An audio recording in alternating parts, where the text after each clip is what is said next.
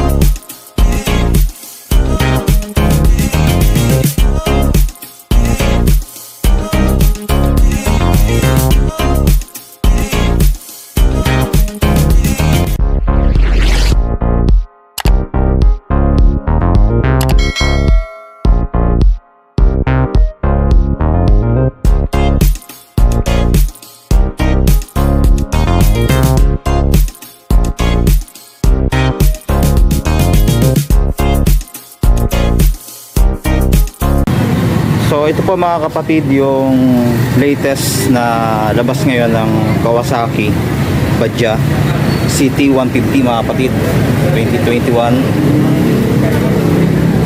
Ayan, 150cc na siya. Titingnan natin. Ayan, oh, yung kanyang block di man gaanong kalakihan, halos same lang din sila nung sa 125cc, no? Ito, sa kanyang headlight mga kapatid ay halogen bulb pa rin, no? Head cowling niya mga kapatid same pa rin sa dati, no? Ganyan pa rin yung ano niyan, windshield, and then pati yung mga decals ay ganun pa rin. Ang kulay nga pala nito mga kapatid ay kulay maroon, no? Na may decals na parang kulay gray. Ayan. Tapos 150cc na siya mga kapatid. Sa kanyang signal light, halogen bulb pa rin mga kapatid. Ayan. Tapos dito sa kanyang fender sa harap, ayan, makita natin maganda yung materials na ginamit, yung plastic nya. Then mayroong kulay matte black dito. Tapos naka telescopic fork. Then spoke wheel, then drum brake yung pa rin niya sa harap, no? Then ang size ng gulong mga kapatid ay 2.75 by 17 tube type po mga kapatid. O yan, ito natin tube type. Tapos dito yan sa kanyang makina, malakas nang humatak ng mga kapatid. Tapos naka diaphragm na carburetor, kaya matipid na rin sa gas, no? Tapos Euro 3 compliance na rin siya. Tapos ayan yung kanyang pangilalim na makina, no? Ito yung lagay ng langis. Tapos meron pang oil indicator dito, no? Ayan, isang kagandahan din. Tapos ito yung kanyang tapakan sa preno sa likod. Ayan, makita natin, nakaiba. Meron pa siyang spring dito. Tapos sa kanyang tambucho, ayan. So kakaiba din mga kapatid, nasa kabila. umikot pa, no. Tapos matte black na rin yung tambuchan niya. Then may stainless pa rito, tsaka dito, no. Protection na rin. Saka pwedeng tumapak yung OBR dito, no. Tapos ito yung sa OBR, kahit dalawa yung angkas pwede pang tumapak dito. Nagandahan, 4 na rin yung shock nya sa likod. So ready din ito pang tricycle. Tapos ito yung kanyang panlikod, mga kapatid. Ito yung gulong nya, naka-spokes wheel din. Then ang size ng gulong dito sa likod ay 300 by 17. Then tube type. Tapos maganda rin, mga kapatid, yung gulong dahil original na siya, no, Japan. Ayan. So matibay ito, mga kapatid, yung gulong nito. Then dito sa kanyang tail light, yan makikita natin, ay halogen pa rin yan, mga kapatid. So same pa rin yung design nung dati, pati yung signal light niya, halogen yan. So kung gusto nating pagandahin, mga kapatid, pwede nating palitan sa aftermarket ng mga LED lights. Tapos ayan yung kanyang fender, no? Okay din siya. Then dito, ito yung iba sa kanya kesa dun sa mga naunang Badja, no? Meron na siyang carrier dito. Ayan. Maganda rin yung pagka-design sa kanya, no? Yung carrier niya. Kung baga cute tingnan, no? Ayan. Tapos ito, kanyang upuan, kita natin, no? Malambot din. So naka-plastic pa yan, mga kapatid, pero makita natin yung leather niya, no? Maganda rin. Ayan. Tapos dito, ito yung kanyang gear shift. So 5 speed po, mga kapatid. Ayan, puro sa harap lang. Then side stand, then yung center stand. Tapos may cover din dito ng chain drive niya, no? Pero sa ilalim wala po. Tapos ito yung kanyang bukasan ng gasolina, no? Then yung spark plug. Then dito, mga kapatid, sa kanyang tank, ito, so same pa rin nung dati, no? Ito yung pinakatakip niya.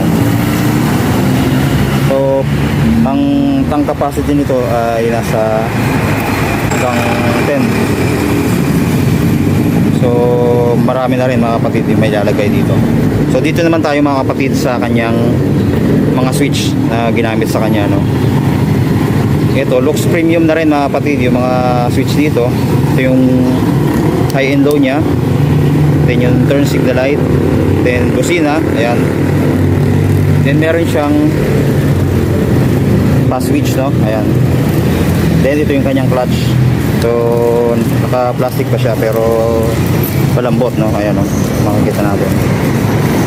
Then dito, ito yung bukasan ng ilaw. Ayan. Pagka pinili natin, naka-on na yung ano niyan, spark light, and then yung headlight, no? Tapos ito, kanyang electric starter. Yan, then yung throttle niya, okay din, malambot, no? And then yung preno sa harap.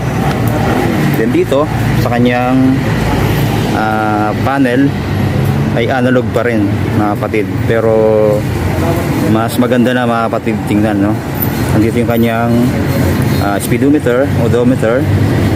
And then andito yung kanyang fuel gauge. Ito. Tapos ito yung tatak ng Badja dito. Tapos andito yung signal light, yung headlight, tapos yung gear indicator meron na digital na yan, lumalabas, no? Yan, 1, 2, 3, 4, 5. Then neutral. Tapos isa pang magandang feature sa kanya, ito. So meron na rin siyang USB port. So naka-ready na rin, mga kapatid, sa mga cellphone, no? Kung gusto nating mag-charge habang bumabiyahe. Then ito, kanyang ignition key ay standard ignition key. Tapos yung kanyang susi, ito, yun yung signature na logo ng Badja, no? Yan. Yan po mga kapatid, yung 150cc ng Kawasaki Badja 2021. So maganda yan mga kapatid. Pwedeng pang service, pwede ring pang tricycle mga kapatid, no?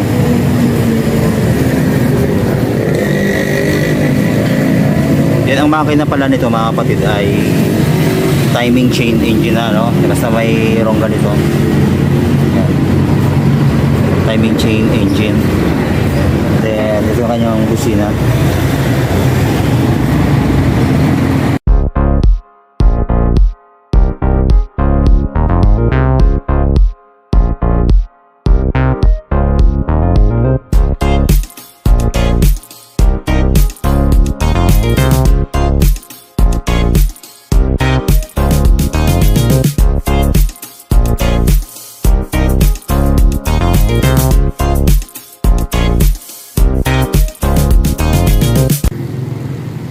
Then ito po mga kapatid, meron silang promo ngayon dito sa Wheeltech.